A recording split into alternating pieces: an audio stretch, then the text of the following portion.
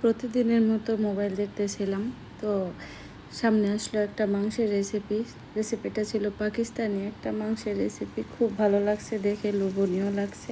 সাথে সাথে ফ্রিজে চলে গেলাম, একটা মাংসের পুটলি ভিজিয়ে নিলাম।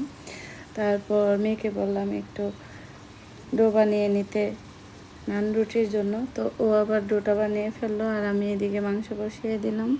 একদম ইজি একটা রেসিপি। প্রথমেই তেলের মধ্যে মাংসটা দিয়ে দিলাম, মাংসর মধ্যে একটু লবণ আর গোলমরিচ দিয়ে ঢেকে দিলাম, নাড়াচাড়া করে বেশ অনেকগুলো টমেটো দিয়ে দিলাম।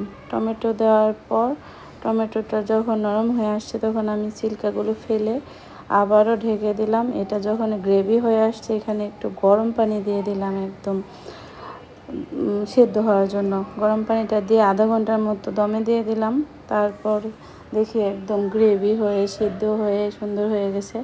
তারপর আমি অনেকগুলা ক্যাপসিকাম দিয়ে দিয়েছি। এটার মধ্যে মোটা মরিচ টাইপের কিছু একটা দেয়, কিন্তু আমার কাছে ওইগুলো ছিল না, হাতের কাছে ক্যাপসিকাম ছিল, সেটাই দিয়ে দিছি। তারপর বেশ কয়েকটা একটুখানি আদা কুচি করে দিলাম।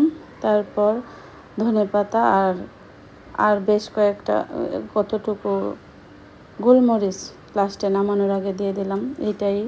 এটার ইনগ্রিডিয়েন্টস। একদমই কম মশলা, খুবই স্বাদ হয়েছিল, একদম অসাধারণ। আর হচ্ছে এখানে নান রুটি আর একটু আলু সিদ্ধ করে দিয়েছিলাম। আমার জামাই আবার ভ্যারাইটি খুব পছন্দ। এই